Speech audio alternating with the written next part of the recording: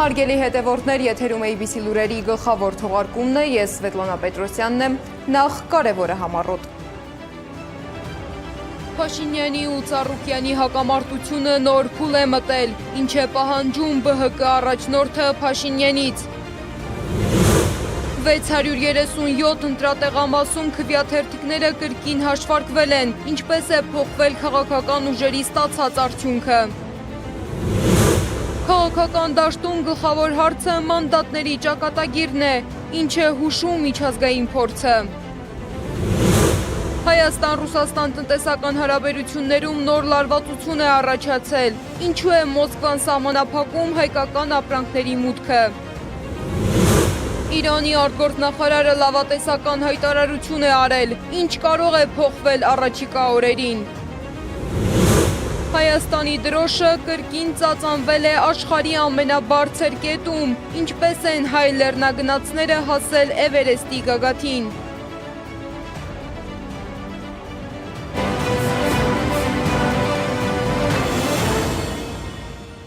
Խորհրդարանական ընտրությունից հետո քաղաքական պայքարը տեղափոխվել է նոր հարթակ՝ դատարան։ Բարգավաճ Հայաստան կուսակցության նախագահ Գագիկ Ծառուկյանը դատի է տվել Նիկոլ Փաշինյանին, պահանջելով հերքել իր հասցեին հնչեցրած հայտարարությունները, հրապարակայնորեն ներողություն խնդրել եւ վճարել 9 միլիոն դրամ փոխհատուցում։ Ինչ հայտարարությունների մասին է խոսքը եւ ինչ արդյունք է ակնկալում Բարգավաճ Հայաստան կուսակցությունը դատական այս գործընթացից, ռեպորտաժում։ Շպիոնին օտարերկրյա հատուկ ծառայության ցուցումով է ինքը Անդրանիկ Թևանյանին ներառել իր ցուցակ։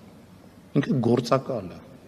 Խորհրդարանի ընտրությունից հետո Փաշինյան-Ծառուկյան հակամարտությունը տեղափոխվել է դատական հարթություն, քանի որ Փաշինյանի այս հայտարարությունն անհետևանք չի մնացել։ Բարգավաճ Հայաստան կուսակցության նախագահ Գագիկ Ծառուկյանը Նիկոլ Փաշինյանի դեմ հայց է ներկայացրել, պահանջելով հերքել իր հասցեին հնչեցրած մի շարք հայտարարություններ, հրապարակայնորեն ներողություն խնդրել եւ վճարել 9 միլիոն դրամ փոխհատուցում։ Դատարանն արդեն վարույթ է ընդունել գործը Ծառուկյանի խոսքով Փաշինյանի հայտարարությունները չեն համապատասխանում իրականությանը եւ արատավորում են իր պատիվն ու արժանապատվությունը։ Ապացուցեք ով հայտարարել է, Ծառուկյանը շպիոն է,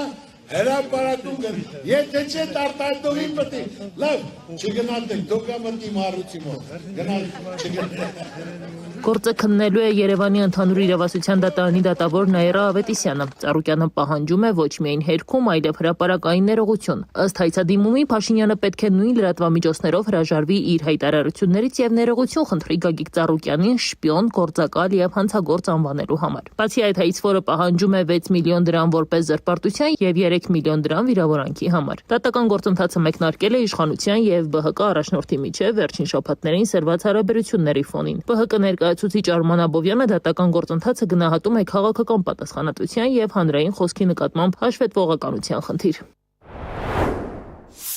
Մարդիկ պատասխանատու չեն իրենց խոսքերի համար։ Ըստ երևույթի պետք է սովորեցնենք այդ մշակույթը, որ իշխանության ներկայացուցիչները պատասխան տան իրենց անհիմն եւ ծուտ լկտի տեղեկության համար, զրպարտիչ տեղեկության համար։ ԲՀԿ ներկայացուցիչը չի բացառել, որ դատական գործընթացում իրենց պահանջները կարող են բավարարվել, ընդգծելով, որ ամեն ինչ կախված կլինի իրավական ընթացքից։ Իսկ իշխանության վարքագիծը պայմանավորված է քաղաքական բովանդակային օրակարգի բացակայությամբ։ Վերջերս լրիվ իրան կորցրել են, պետք է փաստել հետեւյալը, տեսեք, իշխանությունը ըստ էության ոչ մի բան ասելու չունի մարդկանց, ոչ միայն Գագիկ Ծառուկյանին, առհասարակ մարդկանց ինքը ասելու բան չունի, եւ այդ իսկ պատճառով ընտրել էր լկտիության, մարդկանց վարկաբեկելու, փնովելու քաղաքականությունը։ Նրա խոսքով այսպիսի մոտեցումները հաճախ ուղեկցվում են հանրային ընկալումների ձևավորման փորձերով, սակայն ըստ Աբովյանի քաղաքական գնահատականները պետք է հիմնված լինեն փաստերի վրա, ոչ թե մեղադրանքների։ Բարգավաճ Հայաստան կուսակցությունը իրավապահների ուշադրության կենտրոնում է։ Հակակոռուպցիոն կոմիտեն հայտնում է, որ կուսակցության ներկայացուցիչների նկատմամբ քրեական վարույթ է նախաձեռնվել ընտրակաշառքի կասկածանքով։ Ըստ քննության Լոռու մարզի Աղթալա համայնքում եւ հարակից բնակավայրերում ընտրողներին առաջարկվել է աջակցություն կուսակցության օգտին քվեարկելու դիմաց։ Գործով արդեն կան ձերբակալվածներ, քննությունը շարունակվում է։ Մինչ իրավապահները ուսումնասիրում են ընտրական գործընթացի առանձին դրվագներ, կենտրոնական ընտրական հանձնաժողովը ամփոփել է 637 ընտրատեղամասի վերահաշվարկի արդյունքները։ Վերահաշվարկից հետո մի շարք քաղաքական ուժերի ստացած ձայների քանակը փոխվել է։ Թե որ կուսակցությունների ձայների թիվն է փոխվել, լսենք։ Ռեֆորմիստների կուսակցության 1456 քվեն նվազել է 11-ով։ Բոլորին դեմ եմ ժողովրդավարական կուսակցության 21477 քվեն նվազել է 244-ով։ Ուժեղ Հայաստան դաշինքի 340088 քվեն ավելացել է 508-ով։ Հայաստանի շնորհապետական կուսակցության 30807 քվեն նվազել է 117-ով։ Նոր ուժ ռեֆորմիստական կուսակցության 25624 քվեն նվազել է 21-ով։ Միասնության թևեր կուսակցության 33644 քվեն նվազել է 56-ով։ Բարգավաճ Հայաստան կուսակցության 58378 քվեն ավելացել է 147-ով։ Ազգային ժողովրդավարական Բևեռ համահայկական կուսակցության 5485 քվեն ավելացել է 5-ով։ Քոչարի ազգային վերածնունդ եւ ազգի զարթոն կուսակցության 1984 քվեն ավելացել է 1-ով։ Հայ ազգային կոնգրես կուսակցության 3206 քվեն նվազել է 47-ով։ Հանրապետություն կուսակցության 15835 քվեն ավելացել է 8-ով։ Քրիստոնեա ժողովրդավարական կուսակցության 2679 քվեն մնացել է անփոփոխ։ Ժողովրդավարական համախմբում կուսակցության 5284 քվեն նվազել է 14-ով։ Դեմոկրատիա օրենք կարգապահություն կուսակցության 26567 քվեն նվազել է 819-ով։ Քաղաքացիական պայմանագիր կուսակցության 727820 քվեն ավելացել է 1148-ով։ Հայաստան կուսակցությունների դաշինքի 145113 քվեն ավելացել է 217-ով։ Հանուն Հանրապետության ժողովրդավարության պաշտպանների դաշինք կուսակցության 6750 քվեն ավելացել է 18-ով։ Լուսավոր Հայաստան կուսակցության 7258 քվեն ավելացել է 55-ով։ Ընտրական գործընթացի վերաբերյալ հարցեր ու մտահոգություններ ունի նաև ուժեղ Հայաստան կուսակցությունը։ Կուսակցության ներկայացուցիչ սահմանադրագետ Գոհար Մելոյանը տեսանյութ է հրապարակել, որտեղ երևում է ընտրության ժամանակ խախտումներից մեկ դրվագ։ Խնդրեմ հանձնաժողովի նախագահը պատասխանեք, ինչ խնդիր ունեինք այստեղ։ Մայծանի թվերը չէին համապատասխանում էլեկտրոնային կտրոնի թվերին, մեզ վերադասում արմինից հրահանգել են աշխատել Մայծանի անուն ազգանունը։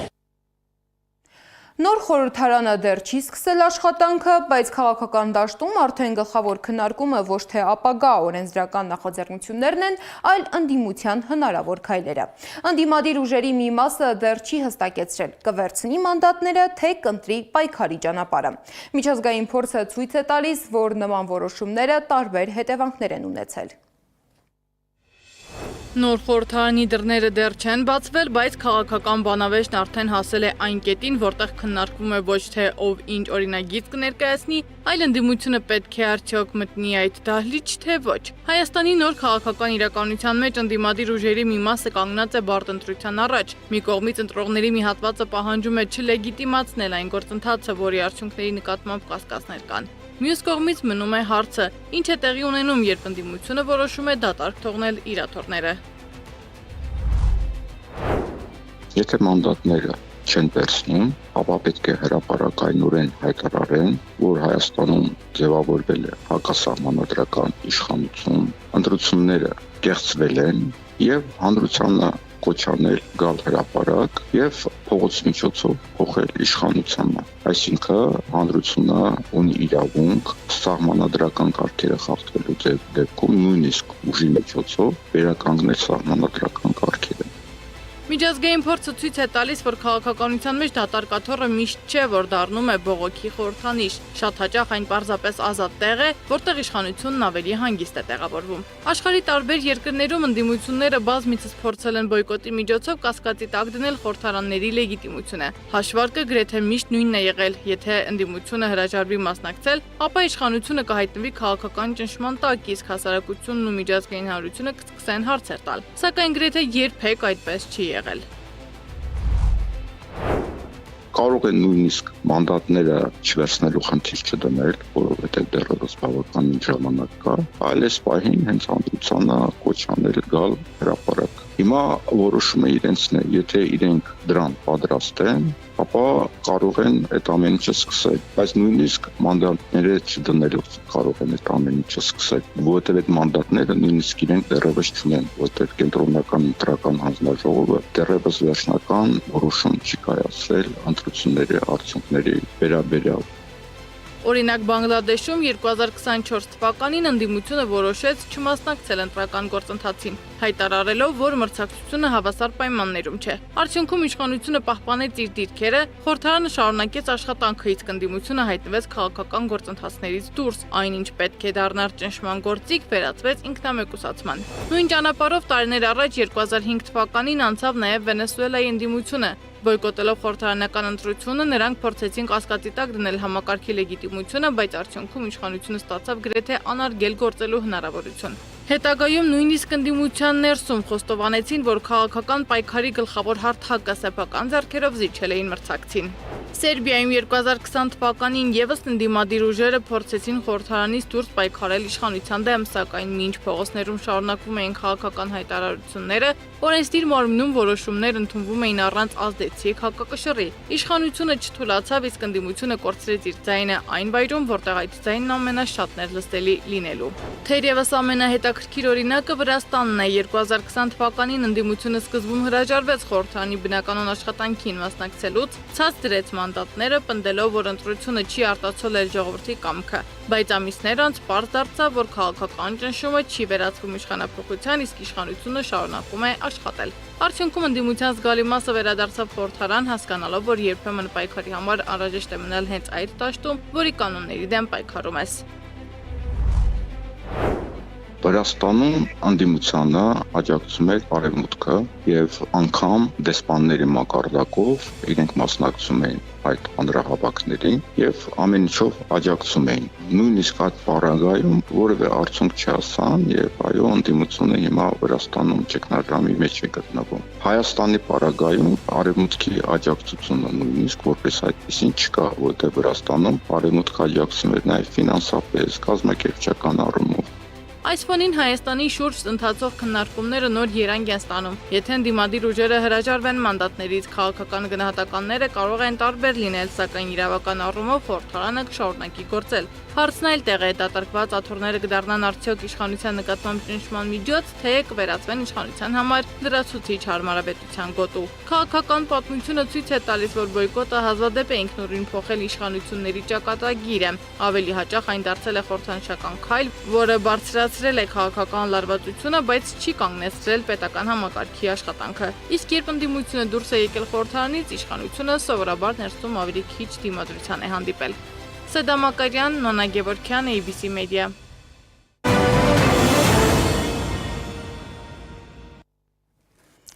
Հայաստանի և Ռուսաստանի միջև տնտեսական լարվածության նոր փուլ է սկսվել։ Ռուսաստանը հայտարարել է, որ սահմանափակում է Հայաստանից կարանտինային հսկողության ենթակա բոլոր ապրանքների ներմուծումն ու դրանց տարանցումը Ռուսաստանի տարածքով։ Ռուսաստանի կողմից այս սահմանափակումը տնտեսագետները գնահատում են լուրջ ազդակ հնարավոր առևտրային բախման մասին։ Ինչու է Ռուսաստանը սահմանափակում Հայաստանից որոշ ապրանքների ներմուծումն ու տարանցումը, ռեպորտաժում։ Առևտրային պատերազմ է սկսվել Հայաստանի և Ռուսաստանի միջև, այսպես է տնտեսագետ Հրայր Կամենդատյանը գնահատում Ռուսաստանի կողմից Հայաստանից ենթակարանտինային արտադրանքի ներմուծման և տարանցման սահմանափակման որոշումը։ Ռուսաստանի բուսասանիտարական վերահսկողության ծառայությունը Ռոսսելխոզնաձորը հայտարարել է, որ սահմանափակումները պայմանավորված են կարանտինային օբյեկտների բազմակի հայտնաբերմամբ և Հայաստանի վերահսկողական համակարգի անբավարարությամբ։ Պաշտոնական Մոսկվան պնդում է, որ հայտնաբերվել են նաև վարակված խմբաքանակներ, այդ թվում կապրային բզեզի դեպքեր, մինչդեռ հայ մասնագետները իրավիճակը տարբեր կերպ են գնահատում, ընդգծելով ինչպես տնտեսական կախվածությունը, այնպես էլ հնարավոր քաղաքական ենթատեքստը։ Պետք է իրական մարտհանդակենք, որ առևտրային պատերազմը գործողություն է առաջին հերթին։ Բայց առևտրային պատերազմի այդ կայացման մեջ բնականաբար երկու կողմերն ունեն իրենց այսպես եւ առիթները, եւ պատճառաբանությունները,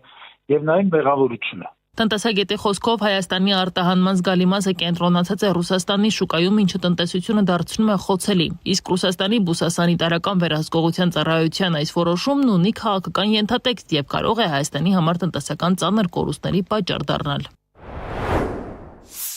հնան չաճելու։ Հնան չաճելը դա նշանակում է բոլոր սոցիալական ծրագրերի տապալում։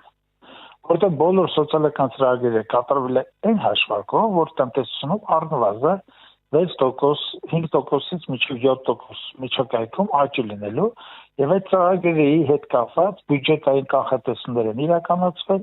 բավականին օպտիմիստական, որոնք հիմա ցնդելու են։ Հրայր Կամենդատյանի խոսքով ստեղծված իրավիճակը կարող է լուրջ սոցիալ-տնտեսական հետևանքների բերել, վտանգելով թոշակային համակարգի կայունությունը, առողջապահության եւ կրթության ոլորտների ֆինանսավորումը, ինչպես նաեւ պաշտպանության ծախսերը։ Նրա գնահատմամբ վերջին տարիների տնտեսական խոստումները բավարար հաշվարկների վրա չեն հիմնվել, ինչի հետևանքով համակարգը կանգնում է լուրջ ռիսկերի առջև։ Աղասիթ Հավադյանն էլ հիշեցնում է Հայաստանից դեպի Ռուսաստանի Դաշնություն արտահանվում է մրգի, բանջարեղենի եւ վերամշակված արտադրանքի մոտ 90%-ը։ Նրա գնահատմամբ վերջին տարիներին դեպի ԵԱՏՄ, մասնավորապես Ռուսաստան արտահանումը աճել է շուրջ 5 անգամ, մինչդեռ դեպի Եվրամիություն նվազել կամ մնացել է գրեթե անփոփոխ։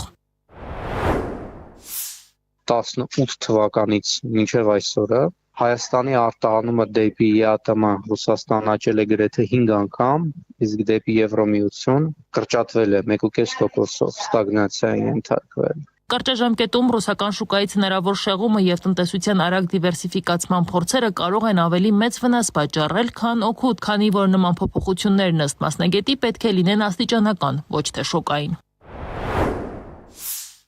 Մեր ներկայ իշխանավարության արդյունքում Ռուսաստանից կապերը էլ ավել են ամրապնդվել եւ կախվածությունը էլ ավել է մեծացել եւ այս պահին այս գործողությունները կամ Ռուսաստանից հրաժարումը մեզ ավելի շատ է վնասելու կամ նույնիսկ 2018 թվականին։ Թավադյանը նշում է, որ այսպիսի կառուցվածքի պայմաններում ցանկացած սահմանափակում Ռուսաստանի կողմից կարող է էապես խոցել հայկական արտահանողներին, քանի որ այլընտրանքային շուկաները դեռ լիարժեք ձևավորված չեն եւ արտահանման վերակողմնորոշումը չի կարող իրականացվել արագ ու առանց տնտեսական կորուստների։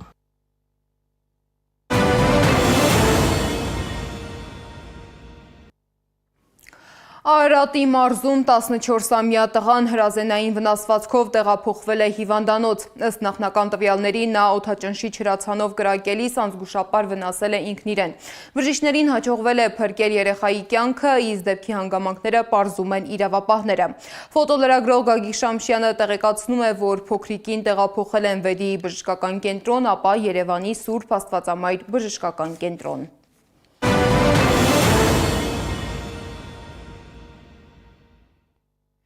Միջազգային լրահոսից։ Իրանի արտգործնախարար Աբբաս Արաղչին հայտարարել է, որ կողմերի միջև փոխըմբռնման հուշագիրը կարող է ստորագրվել արդեն առաջիկա օրերին։ Նրա խոսքով դրանից հետո կսկսվեն հիմնական համաձայնագրի շուրջ բանակցությունները։ Սակայն Թեհրանի լավատեսական հայտարարություններին Վաշինգտոնը զգուշավոր է արձագանքում։ ԱՄՆ նախագահ Դոնալդ Թրամփը հայտարարել է, որ իրանական մամուլում հրապարակված հուշագրի տարբերակը որևէ կապ չունի ընթացող բանակցությունների հետ։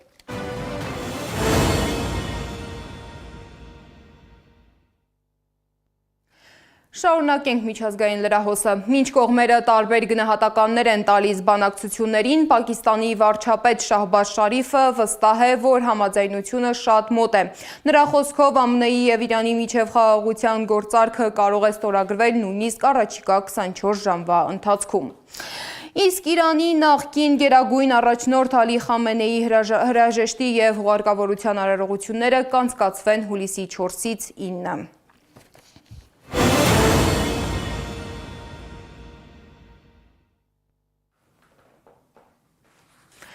Ռուս լեռնագնաց Ռուստամ Նաբիդևը դարձել է աշխարհում առաջին մարդը, որը միայն ձեռքերով բարձրացել է Էվերեստի գագաթը։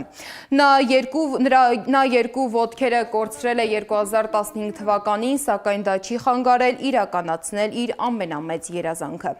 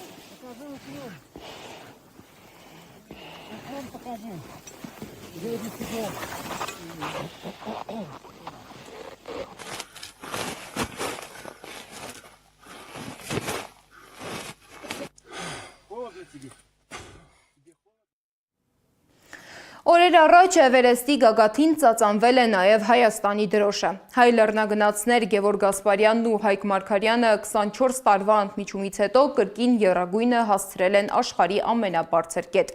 Ինչպես է անցել 57 օր տևած այս դժվարին ճանապարհը, ռեպորտաժում։ Նախ ծածանեց Հայաստանի դրոշը, ապա երգեց շարական։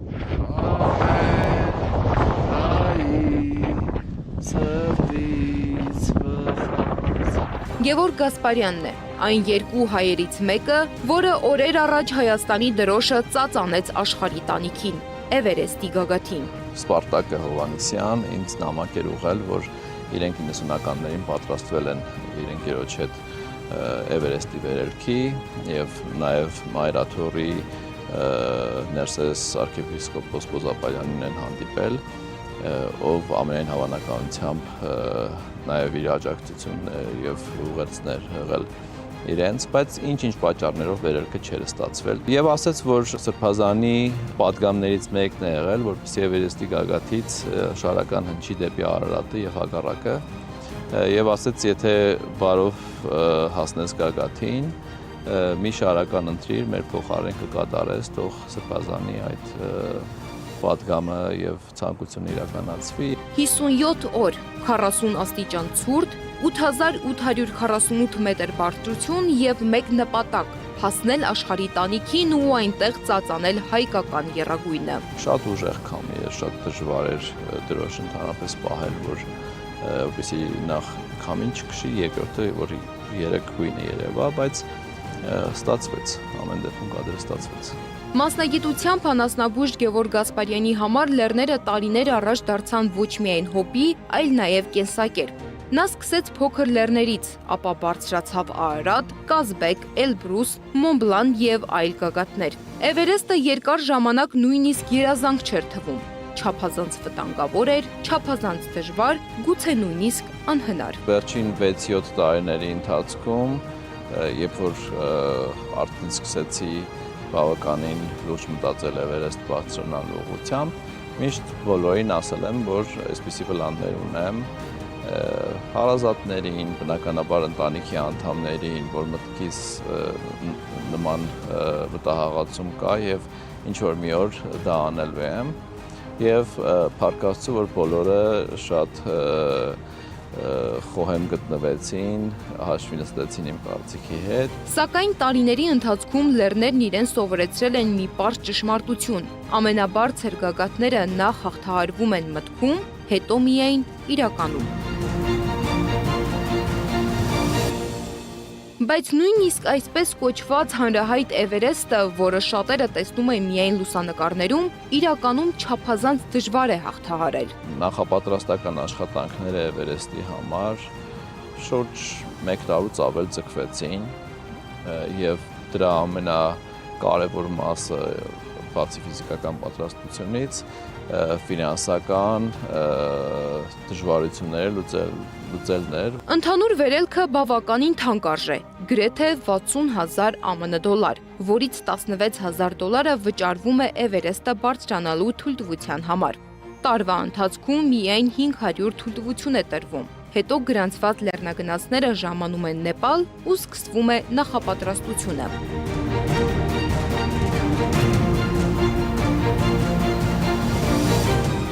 Նախ ամեն ինչ մանրակրկիտ պլանավորվում է, քանի որ դեպի աշխարհի տանիք տանող ճանապարհը տարվա ընթացքում բաց է ընդամենը մի քանի շաբաթ։ Էվերեստը կարելի է բարձրանալ երկու կողմից՝ Չինաստանի եւ Նեպալի։ Չինաստանի կողմից վերելքը համարվում է տեխնիկապես ավելի դժվար, բայց վտանգավոր սառցահոսքեր չեն լինում։ Իսկ Նեպալի կողմից վերելքն ամենահայտնին է, թեպետ նաև ամենավտանգավորը։ Գևորգը պատմում է, որ 7 օր քայլում ես դեպի բազային ճամբար, հետո հերթով բարձրանում միջանկյալ ճամբարներ, օրգանիզմը սովորեցնելով պայմաններին։ Ունեցել ենք 1 ակլիմատիզացիոն վերելք դեպի 6700-800 մետր բարձրության եւ 2-3 գիշեր գիշերել ենք 6100 եւ 6400 մետր բարձրությունների վրա։ Հետո վերադարձել նորից հետ 5360 մետր բազային ճամբար եւ հանգստացել, պատրաստվել արդեն գագաթի վերելքի։ Յուրաքանչյուր լեռնագնացի կցվում է մեկ շերպա, որպես ուղեկից եւ օգնական։ Շերպաները Նեպալի լեռնային շրջաններում, Էվերեստի շրջակայքում բնակվող ժողովուրդ են, որոնք հայտնի են բարձր լեռնային պայմաններում իրենց բացառիկ փորձով։ Տարիներ շարունակ հենց նրանք են ուղեկցում ալպինիստներին դեպի աշխարհի ամենաբարձր գագաթ՝ Էվերեստ։ Այդ ամբողջ էքսպեդիցիայի գույքը, սնունդը, խմելու ջուր եւ ամեն ինչ տեղափոխում են բազային ճամբարից վերև, միևնույն ժամանակ օգնում են ճամբարները հիմնելուն։ Կյանքի ու մահվան սահմանին անցնող այս ճանապարհը բոլորի համար չէ։ Շատերը ստիպված են լինում հետ դառնալ կես ճանապարհից, իսկ ոմանց համար վերելքն ընդհանրապես դառնում է վերջինը։ Այստեղ ամեն քայլը կարևոր է։ Լեռնագնացներն անգամ ասում են, կարծես լեռը չի սիրում սխալներ, մի փոքր անուշադրություն եւ հետևանքները կարող են անդառնալի լինել։ Ամեն օր եւ գիշեր եւ ցերեկ տենց բարբերաբար լսում ես, տեսնում ես մեծ ծնահոսքեր, որոնք գալիս են աջ կողմից, ցախ կողմից, դիմացից, տարբեր կողմերից բազային ճամբարի եւ նույնիսկ պարկած վրանի մեջ գնաց ժամանակ, երբ որ այդ տղրդոցը լսում ես եւ այդ ձայնը բնականաբար կիրճերով արձագանքում է,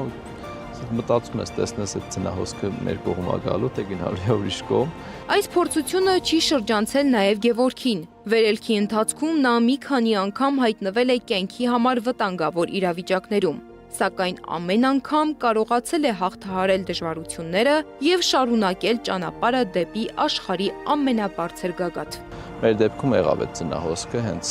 առաջին իսկ դեպի 6000 մետր վերելքի ժամանակ մենք բարեբախտաբար անվնաս մնացինք, բայց 2 հոգի վնասվածք ստացավ։ Մահվան դեպքեր նույնպես լինում են,